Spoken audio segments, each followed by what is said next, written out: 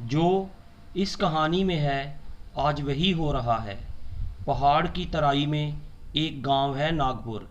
उस गांव में एक बुढ़िया रहती थी और उसका एक बेटा था जिसका विवाह उसने थोड़ी दूर बसे दूसरे गांव में कर दिया था। एक दिन बुढ़िया ने अपने बेटे प्रबोध से कहा, बेटे अब मुझसे घर का कामकाज नहीं होता, तू जाकर मेरी बहू को ले आ, मुझे बुढ़ापे का सहारा मिल जाएगा।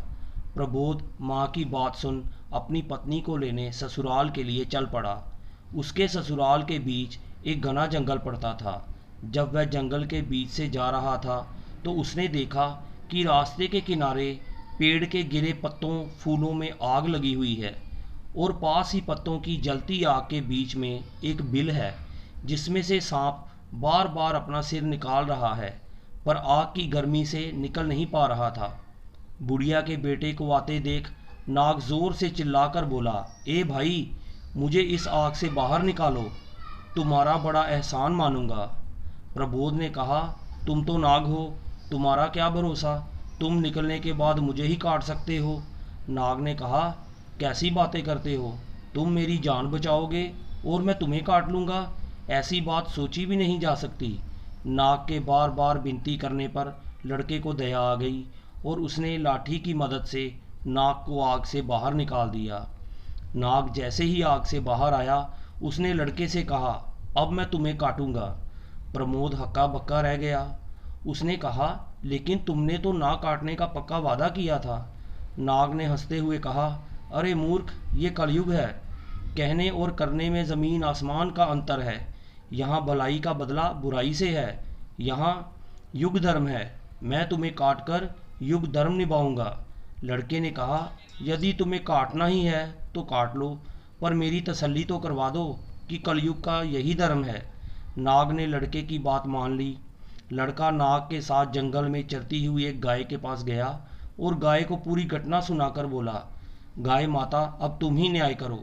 गाय बोली, नाग ठीक कह रहा है, मुझे ही देखो, घास खाकर दूध देती हूँ, खेती के लिए बछड़े बैल देती हूँ, लेकिन मेरे बूढ़े होने पर ये आदमी मुझे कसाई के हवाले कर देता है। यही इस युग का न्याय है। नाग ने कहा, अब तो तेरी तसल्ली हो गई। लड़का गिड़गिड़ाया, किसी एक से और बात कर लेने दो, अगर उसने भी यही कहा तो मैं तुम्हें नहीं रोकूंगा। लड़के ने सामने एक पेड़ को अपनी सारी कहानी सुनाई तो पेड़ ने कहा, नाग ठीक कह रहा है, मैं आदमी को शीतल छाया और मीठे फल देता हूँ, पर बदले में आदमी मुझे काटता है, आग में जलाता है, कलयुग का यही धर्म है। ये सुनकर लड़के ने नाग से कहा, मैं तुम्हारे काटने का विरोध नहीं करूँगा, लेकिन मेरी एक अंतिम इच्छा है। जब से मेरा विवाह हुआ है मैंने अपनी पत्नी का मुंह ठीक से नहीं देखा। तुम मुझे एक मौका दे दो, मैं अपनी पत्नी को देखकर वापस आ जाऊंगा, तब तुम मुझे काट लेना।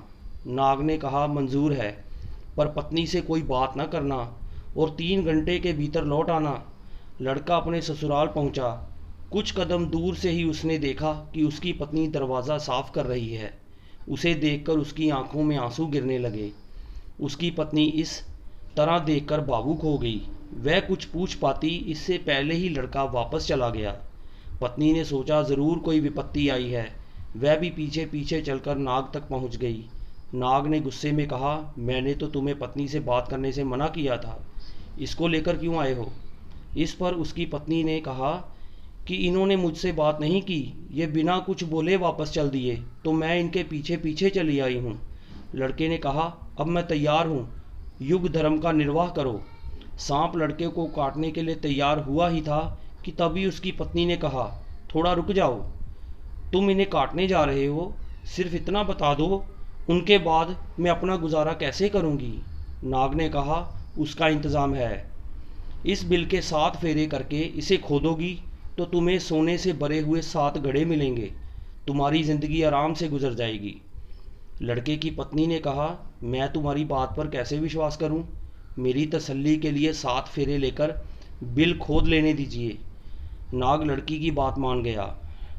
लड़के की पत्नी बिल के फेरे लेने लगी। 7वां फेरा पूरा होते होते उसने अपने पति के हाथ से लाठी छीनकर उस नाग के सिर पर जोर से दे मारी। नाग तड़पने लगा। वह लड़की से बोला, तू तो बड़ी धोखेबाज निकली, तब उसकी पत्नी ने कहा, क्षमा करना नाग देवता, मैं तो आप ही की बात रख रही हूँ। आपने कहा कि यहाँ भलाई का बदला बुराई है। हमें आपने इतना बड़ा खजाना बताया, हमें भी तो कलयुग का धर्म निभाना पड़ा और आपके प्राण लेने पड़े। नाग का निर्जीव शरीर धराशायी हो गया। लड़का और उसकी पत्नी खजाना लेकर अपने गांव खुशी खुशी लौट आए। दोस्तों, आपको ये कहानी कैसी लगी कमेंट बॉक्स में ज़रूर बताएं। कहानी को लाइक शेयर और चैनल को सब्सक्राइब करना ना भूलें। धन्यवाद।